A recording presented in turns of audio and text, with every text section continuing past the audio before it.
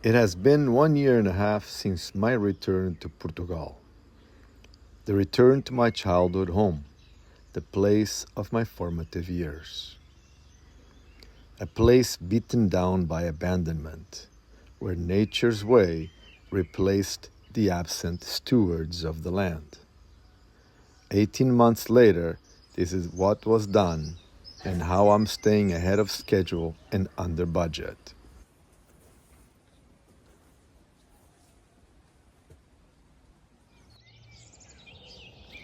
They say that failing to plan is like planning to fail. My plan started when this was just a dream, when my chances to have the property were as good as those of the other 12 grandchildren. Somehow, those odds didn't prevent me from dreaming, and that led to a plan of action, where I calculated a 3-year completion time.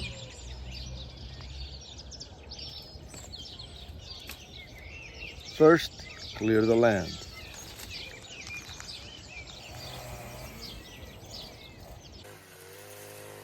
Open it back up, save as much as possible, and familiarize myself back with the terrain.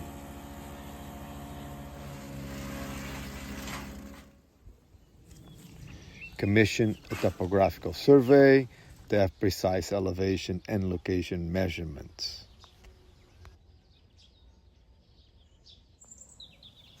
Second, water. Nothing will happen without water. Even though there was water access already at the property, the source is a public spring. So it was important to secure an own reliable source.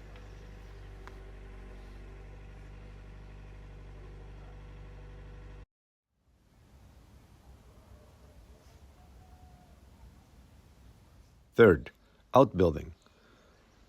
Rebuilding the homestead was going to involve tools and materials.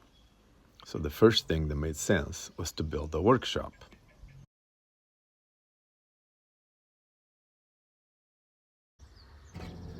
I designed the 110 square meter or 1,200 square feet structure to the last detail for a build budget of under 300 euros per square meter.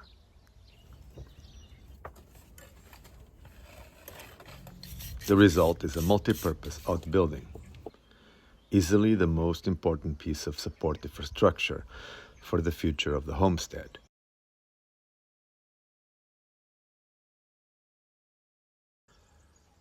Under the same roof, it has separate spaces for a power room,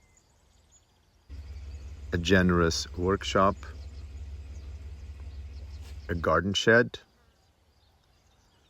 and 5 separate animal housing spaces.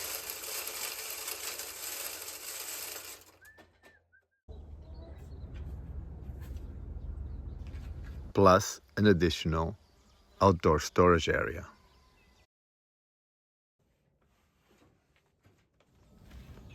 Dressing it up a bit was the next thing to do. And although I don't favor function over form, I work to build things that are both functional and beautiful. And above all, that stand the test of time.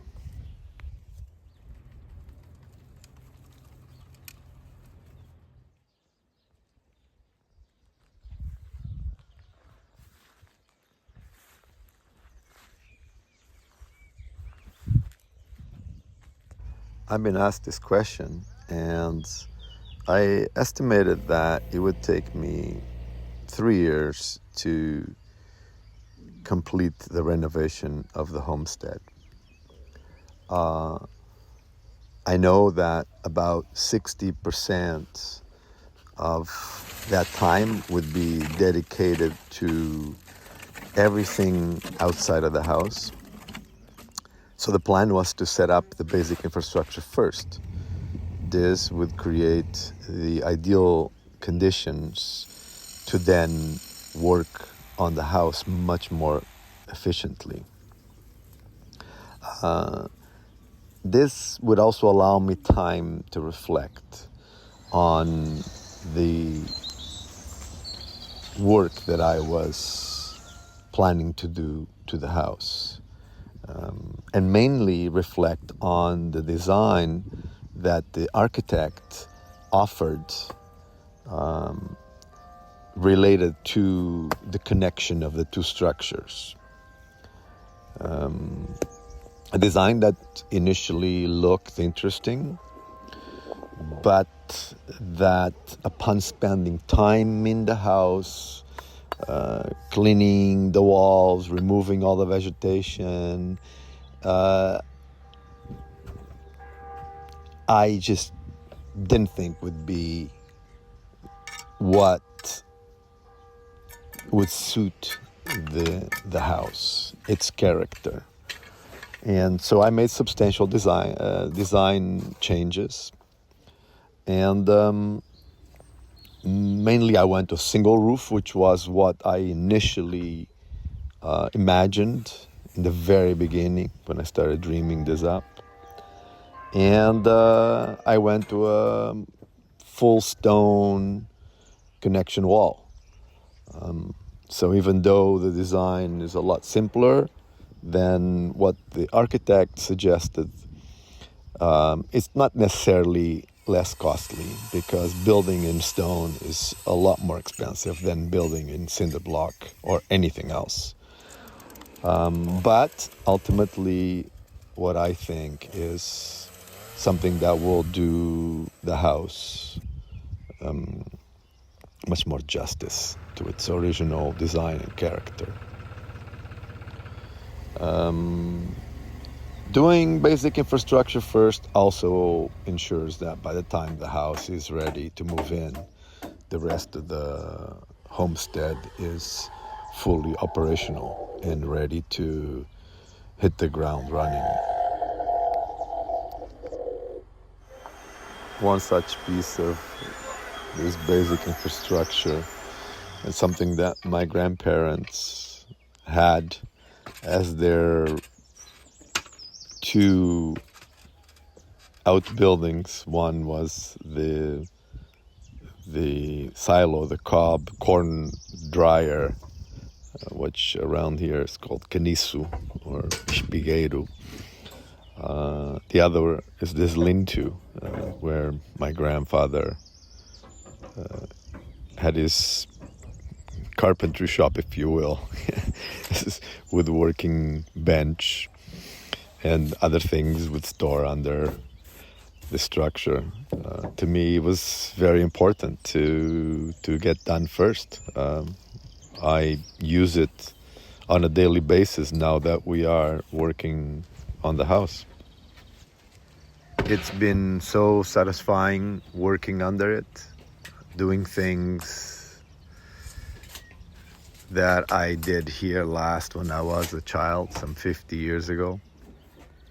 Working under it on a daily basis has really helped me to make this work, this project, very pleasurable on a daily basis. I don't pressure myself to get the house done. Every day is a great day because I'm doing what I'm doing.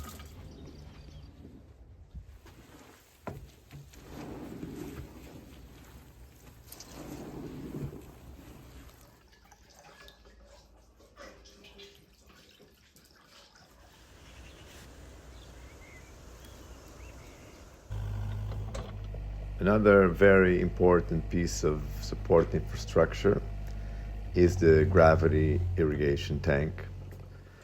This is a piece that I put quite a bit of thought and planning into. I wanted to build something that is going to help me a great deal in the work that I'm going to do going forward after the renovation of the house, of the whole homestead is complete. I wanted to build something that is durable, something that is beautiful, something that future generations will want to keep, to maintain. I was careful to use the best materials. I built it with granite stone slabs. I took my time. I didn't rush it. I've never built one before, so I had to do things slowly, carefully. And I am quite pleased with the outcome. I am a big fan of multi-purpose things. This tank is already helping me a great deal in the garden, keeping the garden watered, saved me a lot of time. And it's also going to come in very handy for those very hot summer days. I'm looking forward to taking full advantage of it.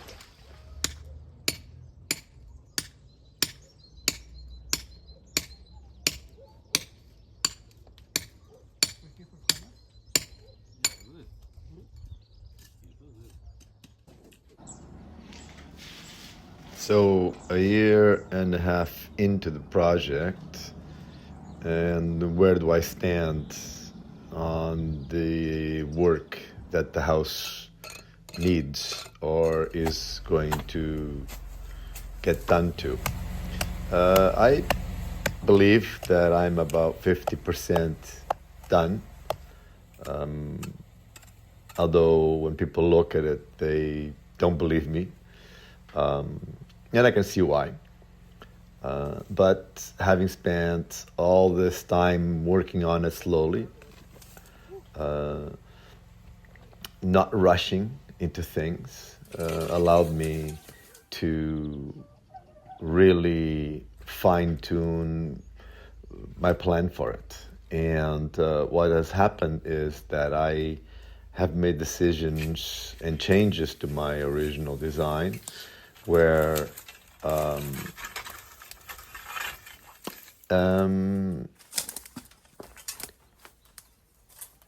it will really speed up the renovation of the house. It's difficult to imagine those right now, but we will see that once the house has a roof, the work afterwards will progress at a very quick pace.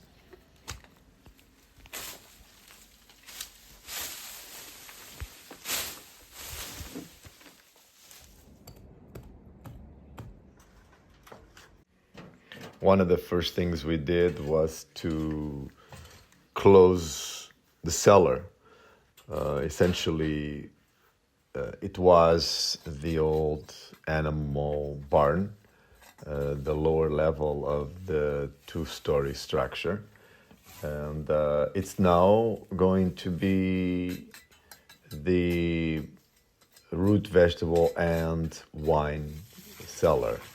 So because our garden was already producing and we needed to put the potatoes away and also put the wine away, it became a priority to put a roof on the cellar. So basically the floor between the cellar and the second floor. And so we got that out of the way. It didn't involve any structural work or any wall repairs very much. So it was fairly simple to do. We use reinforced concrete beams, very standard building technique in this part.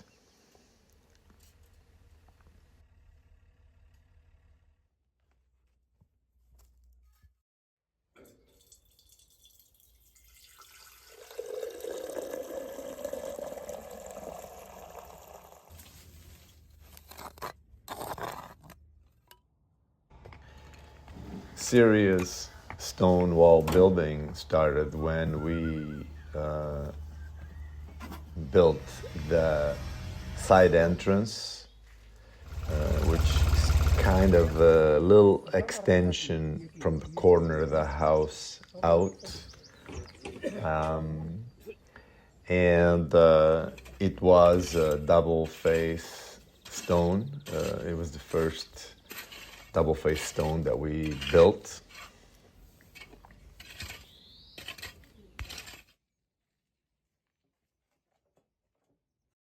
But serious work to the house really started when we opened up the interior of the house. For that, we removed an interior wall, a wall that was originally dividing the house from the original wine cellar.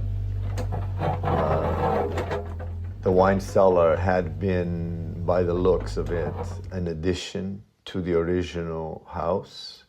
It's now going to be part of the house, so I opened up the interior to create additional space.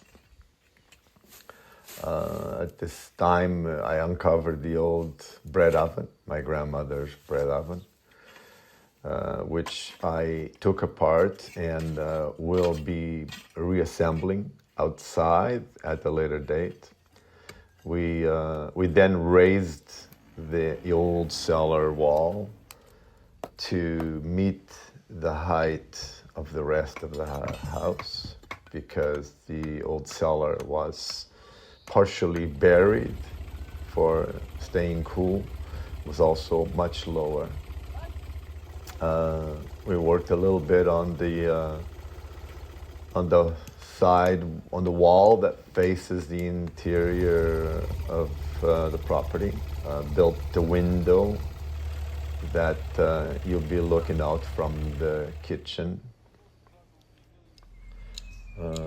So the next thing to do was the patio wall. We essentially just extended an existing wall on an L shape, and this will create a bit of a raised patio out from the kitchen dining room area.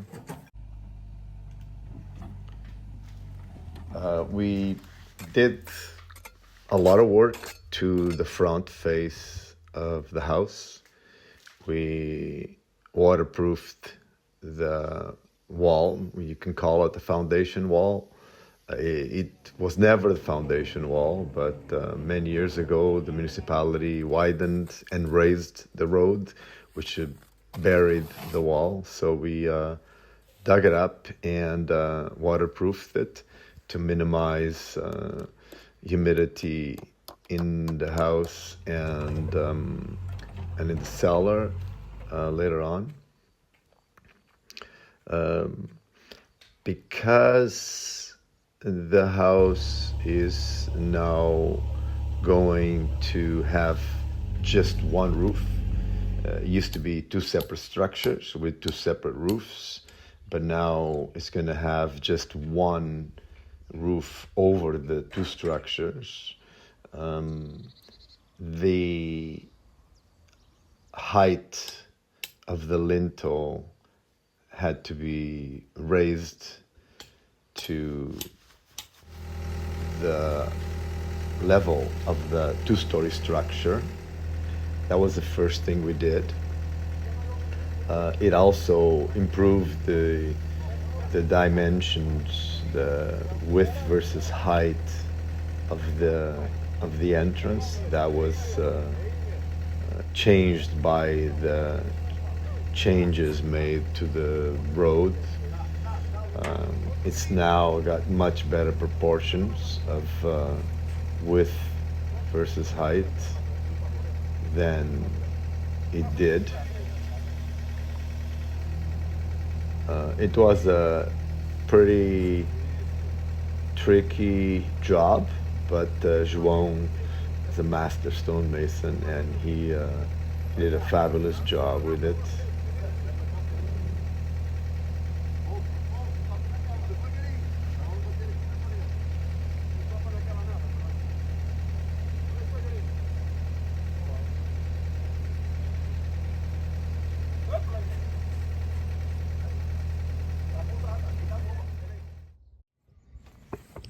Still in the front face of the house, we took on this corner where the wall had collapsed, where the wall met the new side entrance wall. We also had to undo the gable end because it's going to be a hip roof going forward, so that peak had to be removed. The guys repaired the wall and also raised it to meet the height, final height of the house.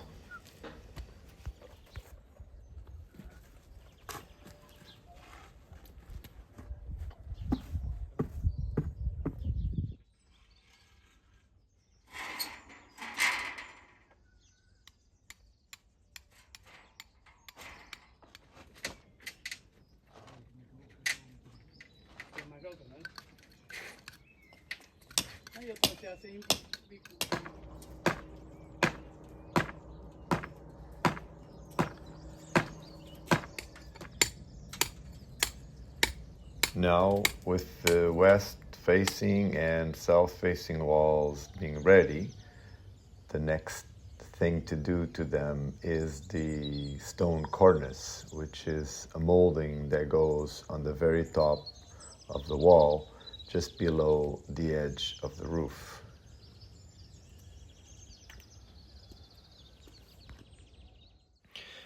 Now, this next job is possibly, outside of the roof, the biggest job that the house is getting done to it. I call it the connection or the connecting wall, because it's a new wall that is connecting the two existing structures into one house. It's pretty substantial. It's quite tall, and is mostly double face stone, with the exception of the side that faces east. Everything is double face. The east side has the inner face built out of thermal block. I explained it in a video why that is the case, and the rest is finished stone faces, both inside and outside. It does have a pretty large window on the main floor, where it's in front of the main entrance. It has a new door that will give us access to the cellar pretty much straight from the outside, without going through the house. And we'll also have a window, a smaller window on the second floor.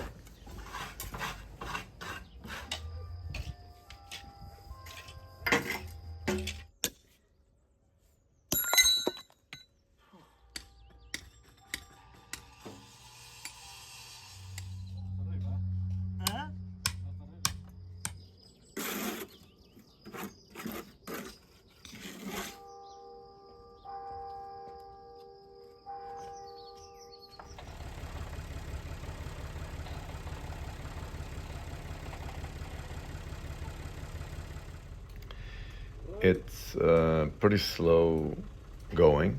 We've been working on it for about 5 weeks.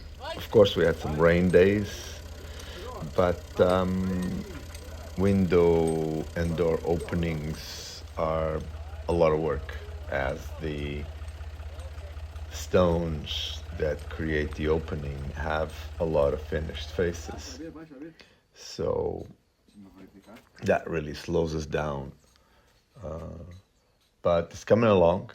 We have now pretty much reached the limit that the tractor winch can lift. So next step is to bring in a crane that will allow us to finish this wall, but also help us to build the roof structure safely and faster.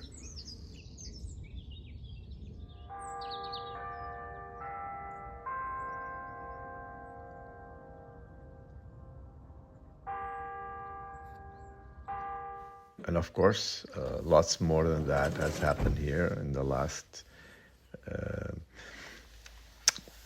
18 months. We have been working every day to bring the land back into production, whether it's our fruit trees or our garden or now our animals. After the corn, we were able to bring in the chicken.